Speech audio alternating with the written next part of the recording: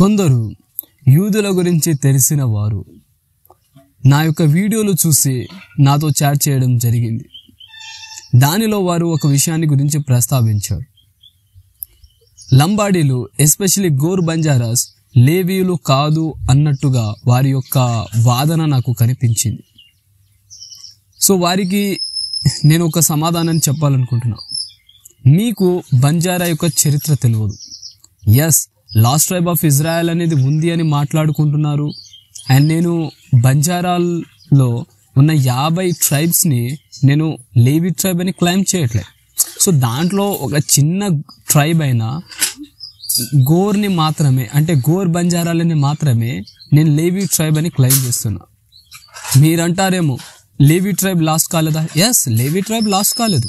ఎందుకంటే అది యాకోబు కుమారులు అంటే 12 గోత్రాలలో అది స్కాటర్ అయింది. అండ్ వాళ్ళకు ఒక టెరిటరీ కాకుండా 48 సిటీని ఇవ్వడం జరిగింది. ఎస్పెషల్లీ మనస్సే, ఎఫ్రాయిము, షిమ్యోను వారికి సంబంధించిన ఆ టెరిటరీలో లేవీలు ఉన్నారు. ఎస్, ఉత్తర ఇశ్రాయేలు దక్షిణ ఇశ్రాయేలు విడిపోయినది. సో ఉత్తర ఇశ్రాయేలు దేవునికి వ్యతిరేకంగా పాపాలు చేయడము, పితరులకు బలులు ఇవ్వడము, సో యెహోవా అదేవిధంగా అన్యుల యొక్క ఆచారాలని కలిపేయడం చేశారు. సో దాన్ని బట్టే కదా యెహోవా వాళ్ళని ఇశ్రాయేలు నుంచి వెళ్ళగొట్టింది. సో అప్పుడు అలా పోయిన వారిలో లేవీలు లేరా? ఉన్నారు. ఇప్పుడు 10 గోత్రాలు లయమైపోయినట్లు శేషము లేకుండా లేవి గోత్రం లయం కాలేదు. అవును, యూదా, బెంజమీను, లేవి గోత్రాలు వారు కాపాడబడ్డారు. అవును, నేను ఒప్పుకుంటా, లేవి గోత్రం ఇప్పుడు ఇశ్రాయేల్లో ఉంది. అండ్ ఇంకొక విషయం ఏంటంటే పురాతన ఇశ్రాయేలు లేవి యొక్క DNA మన దగ్గర లేదు. కాబట్టి ఎవరు లేవీయులు ఎవరు లేవీలు కాదని కూడా విషయాన్ని మనం చెప్పలేం. ఇప్పుడు ఈ లేవీయులు కేవలం ఇశ్రాయేల్లో ఉన్నారు, బయట లేరు అనే వాదనను మనము అంత సపోర్ట్ చేయాలనుకుంటే నాకు ఒక అనుమానం ఉంది. ఇప్పుడు పఠాన్స్ మీద రీసెర్చ్ చేస్తున్నారు కదా, మరి పఠాన్స్లో పస్తూన్స్ ఆఫ్ ఆఫ్ఘనిస్తాన్ అంటారు. మరి వాళ్ళలో ఒక చిన్న ట్రైబ్ అది లేవీ ట్రైబ్గా గుర్తించారు. అండ్ ఎఫ్రాయిము, మనష్షేకి సంబంధించిన ట్రైబ్స్ ఎక్కువ ఉన్నాయి పాస్తూన్స్లో. అండ్ పాస్తూన్స్ ఎవరో తెలుసా మీకు? వాళ్ళనే కూచి బంజారా, ద బంజారాస్ ఆఫ్ఘనిస్తాన్ అని అంటారు. So one part of the people they accepted Islam and another part of the people they didn't accept Islam and వాళ్ళు సౌత్ వర్డ్గా వచ్చారు. So they are the part of the Banjaras. And ఇప్పుడు బంజారాలలో కూడా ఇండియాలో ఎంతమంది ఉన్నారు ఏంటని కూడా క్లారిటీ లేదు. అండ్ ఈవెన్ గోర్ బంజారా వాళ్ళని వాళ్ళు బంజారా అని క్లైమ్ చేసుకోరు, వాళ్ళని వాళ్ళు గోర్ అని క్లైమ్ చేసుకుంటారు. సో బంజారా అనేది అవుట్ సైడ్ ఇచ్చిన నేమ్స్. అండ్ ఎప్పుడైతే మీరు బంజారా ఎస్పెషల్లీ గోర్ బంజారా యొక్క కల్చర్ని, వారి నేమ్స్ని, వారి డిఎన్ఏని, వారి యొక్క ఆచారాలని స్టడీ చేస్తే మీకు ఒక నేమ్ కనిపిస్తుంది, దట్ ఈస్ ఇజ్రాయెల్. అండ్ ఏ యొక్క బంజారా పెద్దవారు కూడా మేము ఇజ్రాయెల్ని క్లైమ్ చేయట్లే. Even they don't know city life anything. కానీ వారికి వారి పితరుల నుంచి వచ్చిన ఆచారాలని, ఆ పద్ధతుల్ని వాళ్ళు పాటిస్తున్నారు. సో వాటిని మనం క్షుణ్ణంగా పరిశీలించినట్లయితే అది ఇజ్రాయెల్ అని మనకి క్లారిటీగా కనిపిస్తుంది. మీకు ఈ విషయం తెలుసా? ఇజ్రాయేలులో ఇంకా యూరోప్లలో ఒక అష్కెనాజీ యూదులలో ఒక లేవి గోత్రానికి సంబంధించిన ప్రజలు ఉన్నారు. వారి ఇంటి పేరు బానెత్ అండ్ ఈ ఇంటి పేరు లంబాడల్లో ఉంది, బానోత్ అని. బానోత్ అనే word Hebrew name. Maloth, ఖేలోత్, Aloth, ఇంకా చాలా. ఈవెన్ మీరు లంబాడీ యొక్క గోర్ బంజారా యొక్క ఇంటి పేర్లను క్షుణ్ణంగా పరిశీలించినట్లయితే అన్ని హిబ్రూ ఆరిజిన్తో ఉంటాయి. ఈవెన్ వారి పేర్లు అన్ని హిబ్రూ. ఇది ఎలా సాధ్యం మీరు చెప్పండి? వారు ఇశ్రాయేలీయులు కాకపోతే, అండ్ వాళ్ళు ఇశ్రాయేలీయులు కాకపోతే వారు ఎందుకు సపరేట్గా ఉన్నారు? అండ్ వారు ఇశ్రాయేలీయులు కాకపోతే ప్రపంచంతటా మా వాళ్ళు చెదిరిపోయారని ఎందుకు అంటున్నారు? వారు ఇశ్రాయేలీయులు కాకపోతే ఇశ్రాయేలీయులాగా ఎందుకు ప్రవర్తిస్తున్నారు? ఎందుకు వారు కొంచెం డిస్టింక్ట్గా ఉన్నారు? వ్యత్యాసంగా ఉన్నారు.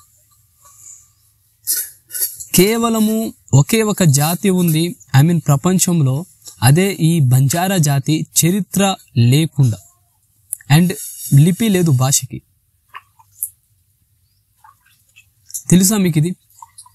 ఈవెన్ ఈ గోర్ బంజారా దగ్గర 5 రకాల సబ్ గ్రూప్గా విడిపోయింది.